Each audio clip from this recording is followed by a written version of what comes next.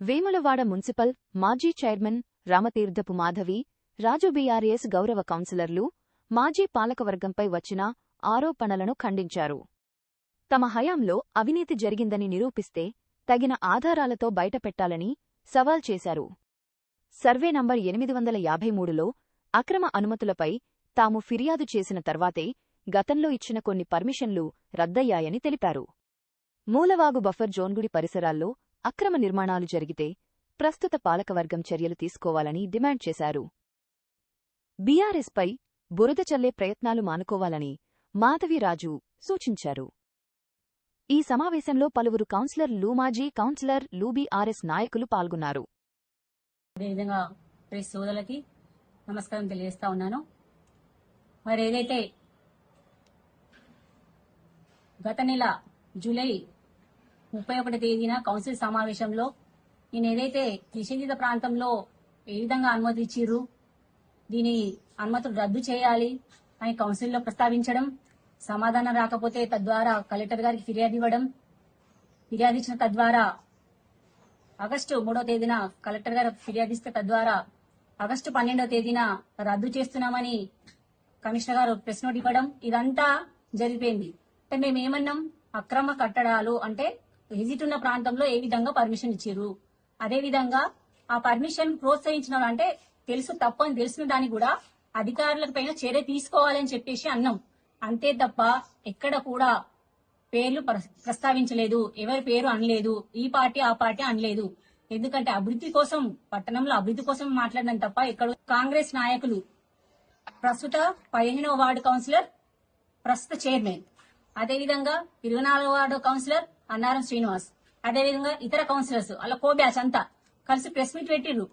ఏమని మరి అంటే మేము ఎక్కడ కూడా ఎవరి దగ్గర కూడా వాళ్ళ పేరు ప్రస్తావించలేదు.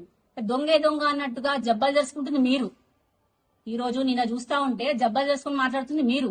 ఈ రోజు గతంలో ఏదైతే మీరు ఈ అక్రమ చేపూరి మధుకర్ అనే వ్యక్తి మీ పార్టీ వాళ్ళే కాదా, మీ వ్యక్తే కదా అని మాట్లాడుతున్నారు. అసలు చేపూరి మధుకర్ అనే వ్యక్తికి మాకు మా పార్టీకి ఎట్లాంటి సంబంధం లేదు, ఎట్లాంటి జోక్యం లేదు. అదే విధంగా మీరు గతంలో ఆ చేపూరి మధుకర్ వ్యక్తి పైన, ఇంటి పైన అంటే గత 4 రోజుల క్రితం ఏదైతే అక్రమ ధాన్య కుంభకోణం ఏదైతే ఉందో దానిపైన పైసలు అంటే రైతులకు ఇచ్చే పైసల పైన వడ్డీ ఆ డబ్బులతోటే అక్రమంగా బిల్డింగ్ కడుతుండు, అక్రమంగా పర్మిషన్ తీసుకున్నారు. ఆ పర్మిషన్ రద్దు చేయాలని చెప్పేసి మీ కాంగ్రెస్ నాయకులే కదా కమిషనర్ ప్రెస్ వినతి పత్రం ఇచ్చింది. అది తెలియదా?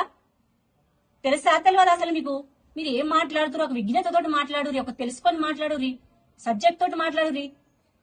ప్రతిదానికి ఇలా తప్పుదో పట్టించే విధంగా మాట్లాడేందుకు ప్రజలందరూ గమనిస్తున్నారు, ప్రజలందరూ విఘ్నులు. కాబట్టి ఈ విధంగా మాట్లాడడం దీనికి మేము తీవ్రంగా ఖండిస్తా ఉన్నాము. అదే విధంగా మీరు ఏ విధంగానైతే మరి అక్రమ కట్టడాలు అని చెప్పి అని అంటున్నారు, అక్రమ కట్టడాలను ఎక్కడ ప్రోత్సహించలేదు. మేం పరిపాలన ఉన్నప్పుడు దాదాపు 2020 నుంచి 25 వరకు ఎక్కడ కూడా అక్రమ కట్టడాలను ప్రోత్సహించలేదు. మేము ఎక్కడ కూడా ఏమైనా ఉంటే బయట పెట్టండి. మీకు దమ్ము ధైర్యం ఉంటే, మీకు చీము నెత్తురు ఉంటే, నేను మాట్లాడొద్దు కానీ మాట్లాడుతున్నా, మీకు దమ్ము ధైర్యం ఉంటే ఏవైనా మేము ఎక్కడైతే గత 5 సంవత్సరాల్లో మేము ఎవరినైతే ప్రోత్సహించామో అని బయట పెట్టురి. అది మీ సత్తా. ఈ విధంగా మాట్లాడడం ఏ విధంగా మీరు సమంజసం? మీరు ఈ విధంగా ప్రజల్ని చూస్తున్నారు, ప్రజలు గమనిస్తున్నారు.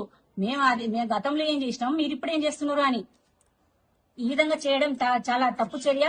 మరి నిన్నటి రోజున మరి ఒక అన్నారం శ్రీనివాస్ అనే కౌన్సిలర్, 24 కౌన్సిలర్, మరి మేము అధికారంలోకి వచ్చినాక ఎక్కడ కూడా అక్రమాలకు తావు లేకుండా పనిచేస్తున్నాము, ఎక్కడ కూడా అక్రమాలు జరుగుతలేవు, ఎక్కడ పర్మిషన్లు ఇవ్వలేదు అని చెప్పారు. మేము అధికారంలోకి వచ్చి 4 నెలలు అవుతుంది అని చెప్పారు. దయచేసి తెలుసుకొని మాట్లాడుది. ఫిబ్రవరి 21వ తేదీన చార్జ్ తీసుకుంటే మరి ఈ రోజు ఆగస్టు 20, రేపటి 21 అంటే అధికారంలోకి వచ్చి 6 నెలలు అవుతుంది. తెలియని మిడిమిడి జ్ఞానంతో మాట్లాడకుర్రి. లెక్కలు చూసుకోరి, డేట్లు చూసుకోరి. 4 నెలలు కాదు, అధికారంలోకి వచ్చి 6 నెలలు అవుతుంది. 6 నెలలు వచ్చినాక మీరు అక్రమంగా 2 పర్మిషన్లు ఇచ్చిర్రు. ఇగో మే 1వ తేదీన ఈ సంవత్సరం 2026 సంవత్సరం ఒకరికి ఇచ్చిర్రు. జూన్ 23 తేదీ ఈ విధంగా ఇది ఇచ్చింది మీరు కాదా? అసలు మీకు తెలుస్తుందా తెలియదా? ఈ విధంగా అక్రమంగా పర్మిషన్లు ఇచ్చిర్రు, మీరే రద్దు చేసిర్రు. అక్రమంగా ఉండే కదా రద్దు చేసింది కలెక్టర్ గారు. ఇది అందరు ప్రజలు కూడా గమనిస్తున్నారు. కాబట్టి మీరు మిడిమిడి జ్ఞానంతో మాట్లాడకురి.